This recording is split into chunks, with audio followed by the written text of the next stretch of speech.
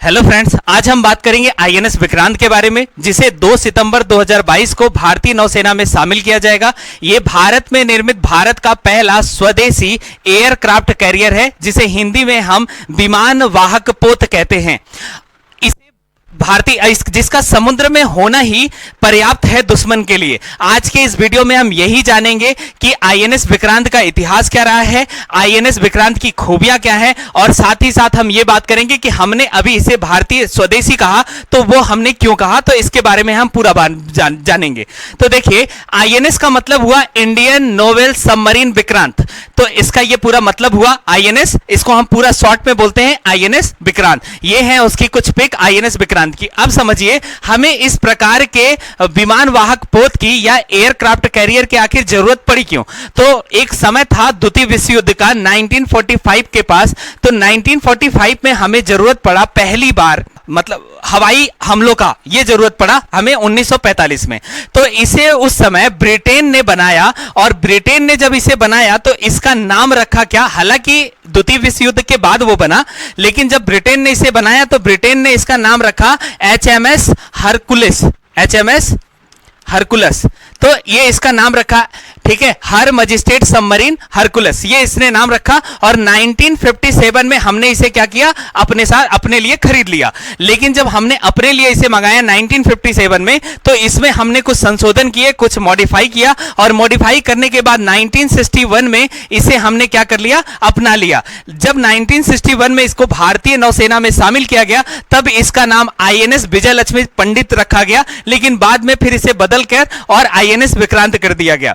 इसके बाद से आप देखो, इसके बाद से इसकी जरूरत, इसका फायदा हमें कब मिला, जब 1971 में पाकिस्तान के साथ युद्ध होगा। तो पाकिस्तान का एक युद्ध पोत था हाजी, जिसको मारने में सबसे ज्यादा सफल काम सबसे ज्यादा सफल जो था वो आईएनएस विक्रांत का था ही, और इसी के चलते हम पाकिस्तान पे अपनी जीत जो है वो हासिल कर पाए थे। तो अब इसकी वजह से क्या हुआ 1971 में, इसके बाद देखिए 36 साल के बाद, 36 साल इसकी सेवा हमने लिया, और 36 साल के बाद इसको हमने रिटायर कर दिया 1997 में। कहा जाता है कि इस इतने स्टील लगे थे इसको बनाने में कि इसको प्राइवेट कंपनियों को बेच दिया गया, जिसमें से आप देखो बहुत सारे मार्केट में जो है इसके यूज हुए, जैसे गाड़ियों का बनना, और इसमें भी काफी यूज हुआ। एक विक्रांत नाम की बाइक थी, उसमें भी इसका यूज हुआ, ठीक है, ऐसा।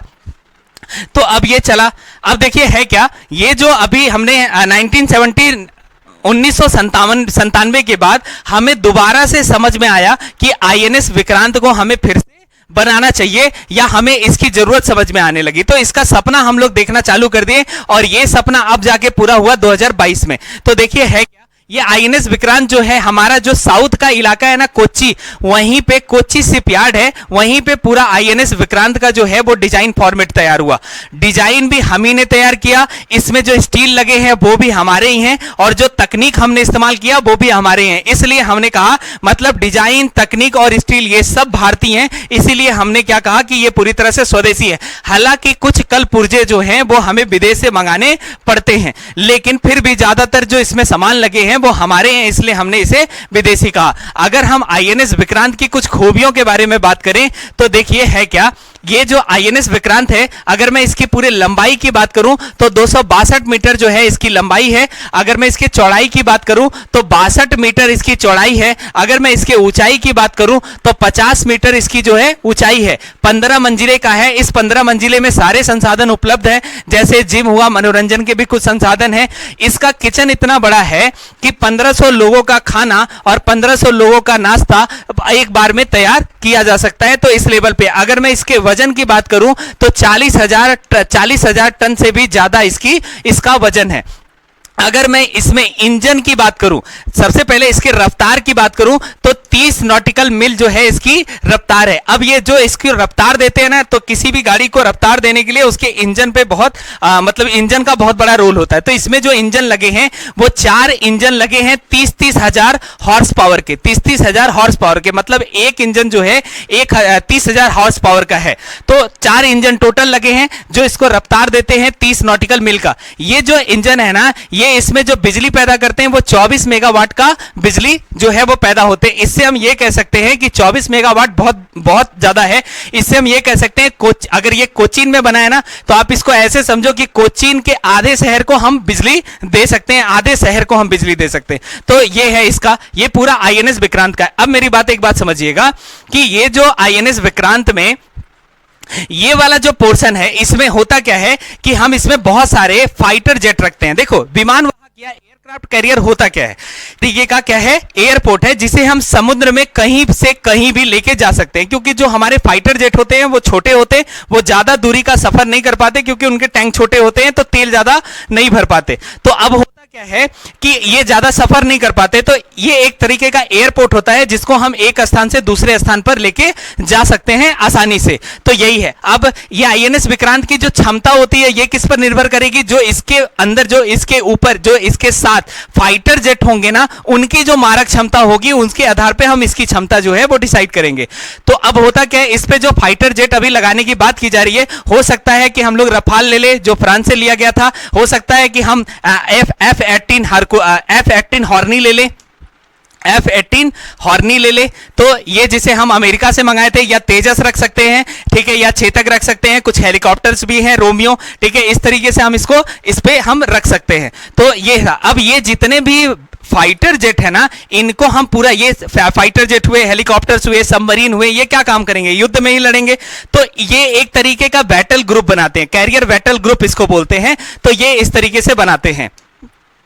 तो अब ये कैरियर बैटल ग्रुप बना दिए। अब समझिएगा, ये जो प्लेन है ना, ये जो हमारे फाइटर जेट होते हैं क्या काम करते हैं, ये वाला जो इलाका देखिए, ठीक है, ये जो फाइटर जेट होते हैं, तो ये जहां से उड़ान भरते हैं, ये जहां से इस जगह से जहां से उड़ान भरते हैं, इसको बोलते हैं फ्लाइंग डेक, ठीक है, ये जहां से उड़ान भरते हैं फ्लाइंग डेक, ठीक है। अब इस फ्लाइंग डेक से क्या होगा कि जब ये उड़ान भरेंगे ना, तो एक यहां पे आप देखिए, ये वाला जो पोर्शन जो उठा हुआ है, इसको हम बोलते हैं, आप यहां पे इसको साफ देख सकते हैं, ये वाला जो पोर्शन उठा हुआ है, तो इसको हम बोलते हैं ये स्काई फ्लाई, स्काई जंप, इसको हम लोग बोलते हैं स्काई जंप। तो होता क्या है, जब ये यहां से टेक ऑफ करेगा तो ये इसके लिए जगह जो है बहुत कम पड़ती है। तो जब ये टेक ऑफ करेगा तो यहां पे जाके जो स्काई जंप है, यहां पे जाके कुछाल सा लगेगा और वो जो है वो टेकअप कर जाएगा, ठीक है। तो ये इसको स्काई बम बोलते हैं। अब ये जो फाइटर जब ऊपर चलते हैं ना, तो होता क्या है कि इनको रास्ता वास्ता बताने के लिए ना, इसी आईएनएस विक्रांत में फ्लाइंग कंट्रोल रूम होता है, ठीक है, फ्लाइंग कंट्रोल रूम होता है। अब ये फ्लाइंग कंट्रोल रूम क्या काम करता है, इसी को फ्लाइको नाम से भी जानते हैं, और ये एक तरीके का विक्रांत का क्या होता है, दिल होता है। अब ये पूरे प्लेन को क्या करता है, कंट्रोल करता है। तो जो फाइटर होते हैं ना, वो एक प्रकार का हेलमेट पहनते हैं, वो हेलमेट जो है अंदर आप पूरा नक्शा बना के देता है, जिसको देखते हैं, वो नॉर्मल हेलमेट नहीं होते, ठीक है। तो वो पूरा नक्शा बना के देता है, कहां कैसे उतरना है और कैसे करना है, कैसे जाना है। आप समझिएगा, एक नॉर्मल टेक ऑफ में और जो फाइटर जेट जो टेक ऑफ करते हैं यहां से, उसमें क्या डिफरेंस है वो समझिएगा। तो देखिए, एक जो नॉर्मल फाइटर जेट जो है वो करते हैं, टेक ऑफ करते हैं, तो अब ये होता क्या है, ये यहां से तो टेक ऑफ कर लिए, जंप के माध्यम से टेक ऑफ कर लिए, लेकिन जब लैंडिंग करते हैं, ठीक है, तो ये जो टेक ऑफ और लैंडिंग करते हैं, ये एक तकनीक होती है, इसको बोलते हैं स्टोबार टेक्निक, यानी short take off but arrested landing, इसको ये बोलते हैं। अब ये जो लैंडिंग करते हैं, short take off but arrested landing, ये होता क्या है समझिएगा। तो जब ये प्लेन क्या करेगा, लैंड करेगा ना, तो लैंड करने के साथ देखो, जब ये प्लेन उतरेगा ना, तो ये जो इसके अंदर लगा हुआ है, यहां पे ये जो इसके अंदर लगा हुआ है, ठीक है, ये रेस्टेड हुक बोलते हैं, इसको रेस्टेड हुक बोलते हैं, ठीक है, ये हुक लगा हुआ है, इसको रेस्टेड हुक बोलते हैं। अब ये होता क्या है कि जब ये प्लेन लैंडिंग करेगा ना, ठीक है, जब ये प्लेन लैंडिंग करेगा तो होता क्या है कि यहां पे चार तरह के अरेस्टेड वायर लगे होते हैं, चार तरह के अरेस्टेड वायर लगे होते हैं। तो अब ये होता क्या है कि जब ये लैंडिंग करेगा तो इसी हुक में, इसी अरेस्टेड वायर में इसका हुक जो है वो फंसाना होता है, इसी अरेस्टेड वायर में ये हुक जो है वो फंसाना होता है, ठीक है। तो जब ये फंसा लेगा इसमें, तो फंसा लेने के बाद होता क्या है, जब इसमें फंस जाएगा तो ये रफ्तार को नहीं खींच पाएगा, और जब रफ्तार को नहीं खींच पाएगा तो ये लैंड कर जाएगा। अगर मान लो ये चारों अरेस्टेड वायर में ये नहीं फंसा, तो जब नहीं फंसा तो जिस रफ्तार से लैंडिंग किया है उसी रफ्तार से ये टकअप कर जाएगा। ठीक है, फिर इसको दोबारा कोशिश करनी होगी। मतलब पहली बार के कोशिश में 4 अरेस्टेड वायर हैं तो 4 बार मौका मिला। ठीक है, लेकिन अगर नहीं हो पाया तो ये टेकअप कर जाएगा, फिर दोबारा इसको जो है मौका मिलेगा। इस तरीके से ये पूरी की पूरी ये लैंडिंग करते हैं इसी अरेस्टेड वायर के माध्यम से। ठीक है, ऐसा।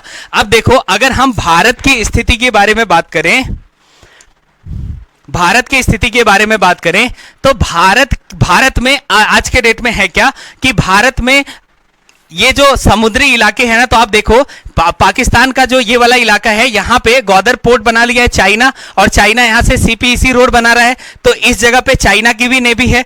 तो भारत को अपने आप को मजबूत करने के लिए ऐसे एयरक्राफ्ट कैरियर की आवश्यकता भी थी, और भारत इस पे अभी क्या है, भारत उन देशों में शामिल हो गया है जो देश अपने यहाँ ही युद्धपोत जो है बना रहे हैं, उन देशों में शामिल हो गया है। तो अगर देखो, अगर भारत का भी इसमें टक्कर देने वाला है तो चाइना है। ठीक है, तो चाइना ने देखो पहला बनाया था ये यूनान, इसके बाद दूसरा बनाया सेडोंग, इसके बाद तीसरा बनाया फ्यूजियान, अभी ये चौथे पे काम कर रहा है। हमारे पास जो है अभी 2 हैं, एक है विक्रांत और एक है हमारा कौन सा एक है विक्रमादित्य और एक है विक्रांत, ये है हमारे 2। ठीक है, अब आगे हम जो तीसरा बना लें इस तरीके से। तो अगर भारत को समुद्र में अपनी पकड़ या अपना दबदबा बनाए रखना है तो और अच्छा जो है हमें इस पे काम करना होगा नेवी के लिए, तब जाके ये कर पाएगा। तो ये था पूरा आईएनएस विक्रांत का जो है वो कॉन्सेप्ट, और ये इस तरीके से काम करेंगे। अब इनकी जो मारक क्षमता होगी वो डिसाइड करेगा जो इसके ऊपर हम जो प्लेन रखते हैं उसके। हो सकता है कि आगे चल के हम और भी अच्छे समझौते करके और अच्छे जो है लड़ाकू विमान को हम इस पे उतार सकते हैं। मॉर्निंग में जो है सुबह 8 बजे करंट अफेयर के लाइव क्लासेस चलते हैं, सुबह 8 बजे। तो आप जितना से ज्यादा हो सके इसे शेयर करें और खुद भी जुड़े। Thank you.